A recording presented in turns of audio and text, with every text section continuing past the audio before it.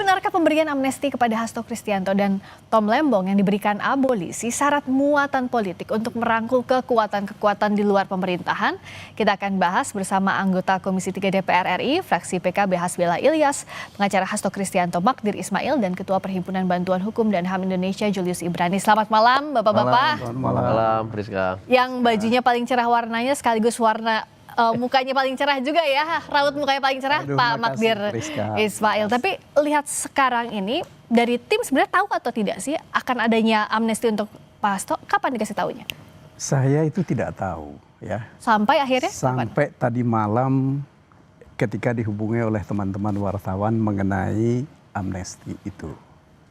Saya pikir tadinya kita kan memang sudah bersiap untuk banding. Ya.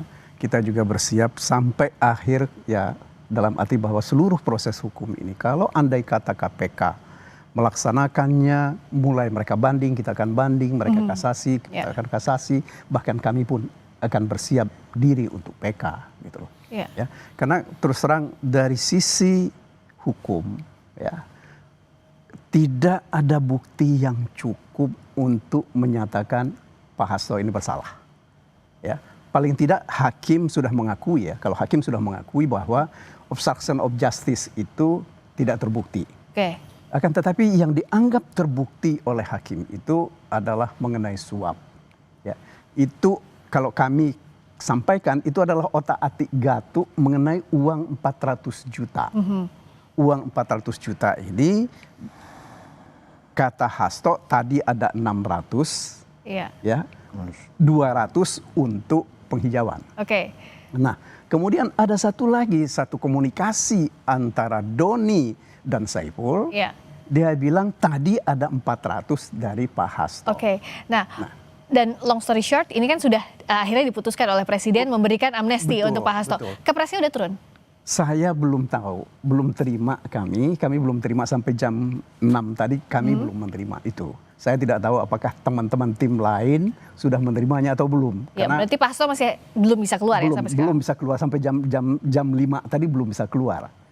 Karena dia masih ada di KPK. Jadi teman-teman itu sekarang menunggu di KPK untuk menunggu apakah Kepres itu juga disampaikan pada malam ini atau pada sore hari tadi kepada pimpinan KPK sehingga bisa dieksekusi. Nah, kalau Kepresnya kita tunggu, Bung Julius, ini kan mau tidak mau jadinya keputusan politik karena mengeluarkannya Presiden meskipun terhadap putusan hukum atas Hasto Kristianto maupun Tom Lembong.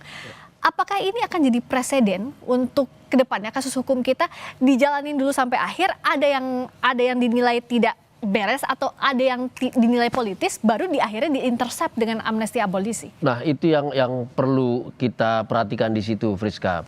Saya ada 2 catatan. Pertama, yang namanya grasi, amnesti, abolisi, rehabilitasi itu memang kewenangan politik eksekutif dalam merespon hasil atau produk kekuasaan yudikatif itu dulu. Nah, yang belum terlihat tergambarkan di depan masyarakat adalah indikator atau pertimbangan dari pengambilan kebijakan politik berupa amnesti ini apa? Yang kami dengar adalah integrasi politik. Itu penting, tetapi jangan lupa catatan yang kedua adalah di balik integrasi politik ini ada proses hukum, criminal justice system yang menyangkut pemberantasan korupsi, yang menyangkut keadilan, dan saat ini itu belum clear. Sehingga kalau ini kemudian jadi rujukan, kemudian jadi presiden, saya pikir ini jadi presiden yang negatif, yang buruk kemana-mana. Bukan hanya ke dalam pemberantasan korupsi, karena the game still play on, dia belum selesai, gitu ya. Dari pihak kuasa hukum saya yakin sekali beberapa peristiwa awal, pemeriksaan awal, hukum acara awal itu banyak yang dilanggar. Publik mau tahu beneran dilanggar atau tidak, itu belum selesai. Yang kedua, tadi indikator yang Bang Magdir sampaikan soal 400 juta, soal Harun Masiku, soal instruksi, ini sedang dalam pembelaan dan dalam pembuktian. Kami juga melihat tidak 100% beyond reasonable doubt. Artinya pembuktiannya tidak 100% meyakinkan. Yang artinya perlu ada proses yang terus berlanjut sampai meyakinkan. Ini juga presiden buruk bagi publik ketika sedang berjalan, publik belum yakin atas putusan, tahu-tahu kemudian dia diintervensi. Nah, yang menarik adalah di sini belum terungkap apakah pertimbangan itu atas kekecewaan proses dan pertimbangan hakim yang tidak meyakinkan itu atau apa. Bagi kami publik pemberantasan korupsi tidak boleh ditawar-tawar. Itu yang pertama. Keadilan bagi publik karena ini kasus korupsi juga tidak boleh ditawar. Ini edukasi bagi publik dan ini konstitusional. Nah ini yang harus dijawab sampai saat Sampai ini. tuntas. Oke. Betul. Nah, kalau dari Bung Hasbi bisa dijelaskan Pak Hasbi, pertimbangannya DPR akhirnya mengeluarkan amnesti dan abolisi apa? Apakah tadi kental dengan muatan politisnya karena mau tidak mau ini adalah produk politik? Begini Mbak, yang dilakukan oleh Presiden ini adalah hak konstitusi Presiden. Betul, Ada sepakat masalah itu. dengan koordinasi dengan DPR. Kita pertimbangan dari DPR. Dan saya rasa politik juga tidak murni politik. Kecuali proses hukumnya belum jalan. Toh ini sudah berjalan proses hukumnya. Dan Pak Hasto sudah divonis, tinggal menunggu Langkah banding. hukum berikutnya banding. Tidak ada masalah. Kita tidak bisa ya melihat hukum itu, oke, kita setuju dengan pemberantasan korupsi, kita setuju. Yang dari awal Pak Hasto itu janggal. Sangat janggal. Saya di DPR pada waktu itu, saya sering berapat dengan KPK, saya sering mengatakan, oke, pencegahan korupsi kita setuju. Sangat setuju. Penangkapan ini semua kita sangat setuju. Tapi untuk pencegahannya harus maksimal. Masa Pak Hasto ini sudah sekian lama, sudah sekian tahun baru ditangkap. Nah ini kalau dikatakan motif politik murni, saya tidak setuju. Karena prosesnya sudah berjalan. Kecuali prosesnya belum berjalan. Yang kedua, kita perlu juga Mbak, negara ini udahlah nggak perlu kacau, rusuh ini. Ini menurut saya kebijakan presiden yang sangat bijaksana. Kenapa itu? Kita kalau di dalam agama saya, misalnya dalam Islam, kalau kita berdoa itu misalnya begini, Al-Halimul Karim. Allah Subhanahu wa taala Maha bijaksana dan pemurah. Dari sini kebijaksanaan presiden. Ya pemimpin kan tidak bisa kita 1 tambah 1 harus 2. Ya harus bijaksana. Dilihat latarnya juga dulu, ada apa? Dilihat apa. Kenapa ada kasus ini? Nah, kalau dari pihak Pak Hasto sebenarnya langkah hukum sebelum banding itu yang harusnya bandingnya sore ini betul ya Pak Magdir ya. Betul. Itu apa sebenarnya yang masih dirasa janggal? Kalau tadi kata Bung Julius kan dari awal juga hukum acaranya sering mungkin saya dipertanyakan. mencoba meneruskan apa yang disampaikan oleh Julius tadi. Ya. Ini saya nggak terlalu jauh mundurnya. Saya akan mulai dari Desember tahun 2024. Desember 2024 itu catatan kami. 14 Desember Mas Hasto itu dihubungi oleh orang, diminta mundur sebagai sekjen dalam waktu 1x24 jam. Orangnya adalah dari pihak mana? Ya udahlah. Mantan yang lama Mbak. yang kedua, Gak mungkin disebut sih sama Pak Magdir. Yang Tapi kedua. orangnya tahu ya kira-kira. Yang kedua, jangan sampai ada pemecatan. Kalau kedua hal ini tidak dilakukan oleh Pak Hasto, dia akan dapat masalah hukum, akan ditahan, akan ditangkap, dan seterusnya. Itu 14 Desember. 14 Desember itu. Ya. 16 Desember terjadi pemecatan. Oke. Ya. Kemudian pada hari yang sama, pelantikan pimpinan KPK dipercepat. Oke. Mestinya itu kan tanggal 20 Desember. Betul. Ya. Ya, tetapi ini dipercepat.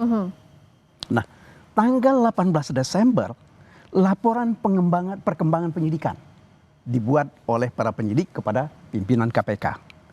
17 sampai 20 Desember, pimpinan KPK baru induksi di KPK. Nah, kemudian 20 Desember itu ada 2 hal yang terjadi. Pertama ada gelar perkara, dan kemudian kedua ada serah terima jabatan.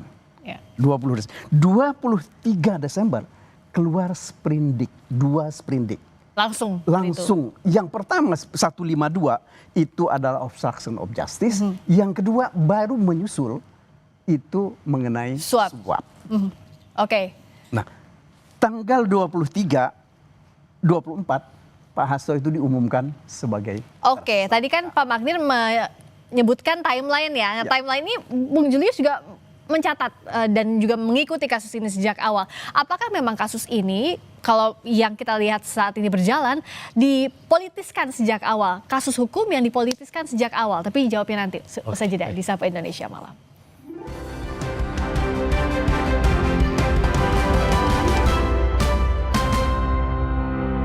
Padahal kita juga Masih di Sapa Indonesia Malam bersama dengan anggota Komisi 3 DPR fraksi PKB Hasbiala Ilyas, pengacara Hasto Kristianto Magdir Ismail, dan Ketua Perhimpunan Bantuan Hukum dan HAM Indonesia Julius Ibrani. Saya ke Bung Julius dulu, tadi kita terputus. Jadi apakah sebenarnya jalannya kasus baik itu kasusnya Mas Hasto maupun Pak Tom Lembong sama-sama dipolitiskan sejak awal? Ya, jadi gini, kalau kita lihat timeline yang dibicarakan Bang Magdir, Mas Hasto juga sudah pernah cerita ke saya langsung. Timeline ini masuk ke dalam diskresi penegak hukum. Diskresi itu dalam konteks tata negara, dia adalah kewenangan politik kekuasaan eksekutif dalam penegakan hukum. Kita nggak bisa ngeles soal itu. Kenapa? PBAI punya banyak laporan ke KPK yang tidak disentuh, tidak dimulai sama sekali bahkan gitu. Tapi ini begitu cepat. Nah, tapi kami harus melihat, menilai ketika ini ada criminal justice system proses, maka kita harus ngecek due process of law, administrasinya seperti apa. Ya. Kami lihat kemarin, kami pantau dari dekat, administrasinya berantakan. Bahkan BAP lama diduplikasi untuk BAP yang sekarang. Dan hal-hal lain yang sudah kami ingatkan kepada KPK agar rapi. Ya. Tidak terulang peristiwa Prof. Edi Yaris. Itu yang pertama. Yang kedua adalah, ini kan rangkaian yang bersamaan dengan Harun Masiku dan yang lain. Dan Harun juga belum tertangkap. Nah, kami katakan kenapa tidak diproses dulu, kenapa sekarang, kenapa begitu pergantian ketua satu hari selanjutnya langsung digas segala macam.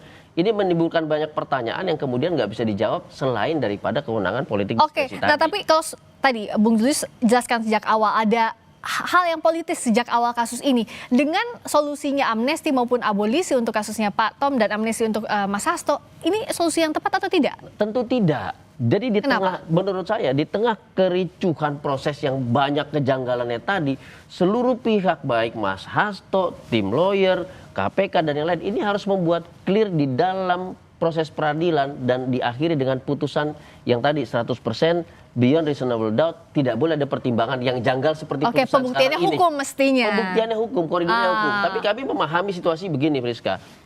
Ketika ada proses politisasi, maka exit clause-nya adalah proses politik, dan itu kami memahami. Makanya kami katakan jangan pernah intervensi proses penegakan hukum dengan politik, kalau tidak mau diintervensi di ujung juga dengan politik. Itu kami ingatkan terus begitu. Karena pasti dari awal dan exit clause-nya juga akan politik kalau Pasti sejak seperti awal itu. sudah politik. Meskipun kami juga adalah penerima manfaat keputusan politik, Grasi Eva Bande, Grasi Mary Jane dan segala macam. Dan itu memang hak prerogatif yang dalam konteks politik seorang presiden, kekuasaan eksekutif. Betul. Nah, kalau dari Pak Hasbi, sebenarnya apakah dengan kasus ini kinerja penegak hukum juga bisa dievaluasi? Karena di ujungnya harus diintersep oleh keputusannya presiden. Oh tidak, kinerja penegak hukum sudah bagus menurut saya. Kenapa bisa? Karena ini bukan hanya Mas Hasto dan Tom Lembong aja, ada sekian banyak, ada 1000 orang lebih. Jadi kita jangan hanya terfokus dengan Mas Hasto dan Tom Lembong. Tapi dua nama ini kan dua nama politik yang besar dalam momentum ini. Karena dua nama ini syarat dengan politik, yang satu Mas Hasto kebetulan sekjen PDI, yang satu lagi pendukung calon presiden yang lalu yang saya dukung dulu. Iya ya, satu kubu waktu itu. Jadi kelihatan muatan politiknya seakan-akan masyarakat ini menganggap oh ini motif politik, padahal hukumnya juga sudah dijalankan, jadi tidak murni menurut kami politik itu. Nah, tapi andai kata ini kan kebijakan presiden yang baru, yang presiden yang menginginkan bahwa kearifan presiden Pak Prabowo, maksud Pak Prabowo, udahlah kita hari ini kita kembali, kita menyatu di NKRI, yang satu mungkin Tom Lembong lebih dekat ke kanan, yang satu lebih dekat ke kiri. Udahlah kita nyatu, sekarang kita bangun negara bareng-bareng kan seperti itu. Oke.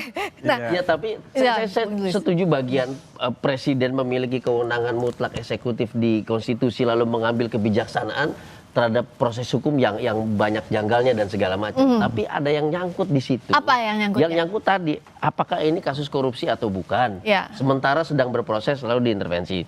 Yang kedua, apakah bersalah atau tidak? Sementara putusan dianggap bersalah. Ya. Padahal Bang Magdir tadi cerita, proses pembuktiannya lemah dan yakin betul bahwa Mas Hasto tidak bersalah. Ya. Publik ini bingung, perbuatan seperti ini kemudian ke depan tetap dianggap bersalah korupsi atau tidak. Nah, Jadi ini yang masih lebih penting. ngegantung soalnya prosesnya. Ada dua kata kunci yang Oke. penting. Yang satu keadilan, yang kedua adalah kepentingan publik dalam kasus ini. Ini perlu clearance gitu loh. Oke, jadi harus clear Kuhap dulu yang baru keadilan. nanti akan mengklirkan semua ini. Itu dia. Dampaknya Keadilan dampaknya dan akan kesana, kepentingan publik itu. Nah, kalau dari Bang Magdir sekarang dari Saya sini Mas kira Hasto? begini, ini bagi kami ya, keputusan yang diambil oleh Presiden ini kami harus terima itu. Oke. Sebagai sesuatu yang baik untuk kita ke depan. Menurut hemat saya, menurut kami dalam diskusi dengan teman-teman, memang apa yang terjadi ya, kalau boleh jujur, 10 tahun terakhir ini kita ini kan terbelah. Ya, Ya. antara yang suka dengan yang tidak suka. Nah, harapan kita kan tentu saja ini adalah satu bentuk apa ya, dari kegiatan ke depan itu kita bersatu. Kita bersekutu kembali Ya. untuk membangun negeri ini. Bukan dijadikan sate, ya. Bukan persatean, tetapi persatuan Ya. yang harus kita lakukan ke depan. Ya. Nah, kenapa? Karena terus terang melihat situasi kita sekarang ini, kalau kita tidak menyatukan seluruh elemen bangsa untuk membangun bangsa ini, kita akan gontok-gontokkan terus dan tidak akan pernah berhenti. Mari kita pikirkan ya, Ya. bahwa Pilpres itu sudah selesai. Perselisihan politik kita itu Tapi sudah bersatu selesai. bukan berarti harus di dalam pemerintahan dong. Iya, bisa di dalam, bisa juga Berarti tidak, bisa bisa iya. menjadi pengawas, Bisa ya. iya. Bisa melakukan pengawasan yang baik. Nah, untuk itu saya kira saya dan teman-teman Oke. ingin menyampaikan terima kasih yang sebesar-besarnya kepada pihak pemerintah, terutama kepada Presiden dan juga kepada DPR, Ya. yang sudah berani mengambil dan menggunakan kewenangan konstitusional ini untuk kepentingan bangsa ini ke Oke. depan. Ya. Tapi yang jelas evaluasinya ke depan adalah Harus kita evaluasi terutama begini mengenai perkara-perkara tertentu. Ini yang saya itu termasuk merasakan Ya. bagaimana kita di zaman Orde Baru ya, lawan politik itu akan selalu diberikan apa ya, cap sebagai supersip. Melakukan perbuatan supersip. Nah, sekarang kecenderungan untuk menjadikan lawan politik atau orang yang pernah bersekutu kemudian berpisah jalan ya, itu adalah koruptor. Ya. Nah, ini yang harus kita hindari Oke. ke depan ini. Jangan Karena sampai jadi sandera politik. Jangan sampai jadi apa ya? Yang kami pikirkan misalnya, mari kita jadikan hukum itu sebagai panglima Ya. dan juga sebagai mercusuar ke depan Ya. Baik. untuk kepentingan bangsa ini. Oke, dan akhirnya itu harus tidak boleh menegasikan keadilan dan kepentingan publik tadi ya, seperti yang disampaikan oleh Bung Julius. Bukan hanya keadilan, tetapi kepastian hukum itu Dan yang sangat kepastian penting. hukum. Singkat saja Ya, Bung Oke, Julius. kalau bagian itu kami setuju, kebijaksanaan presiden, kebijakan mengambil keputusan politik untuk gerasi, bahkan kami dukung presiden mendorong Jaksa Agung, Kapolri mengeluarkan SKP 2 Oke. dalam setiap penuntutan dan segala macam. Ya, tapi tadi kata kunci evaluasi, apakah penegakan hukum ini ada yang salah atau tidak Oke. demi jadi acuan dan presiden yang baik ke depan. Oke, jadi Supaya nggak ada evaluasi korban ini lagi. jangan ada korban, jadi Jangan ada ada sandera korban politik lagi. menggunakan hukum. Terima Yes. kasih Bung Magdir, terima kasih Pak Hasbi, terima kasih juga Bung Julius.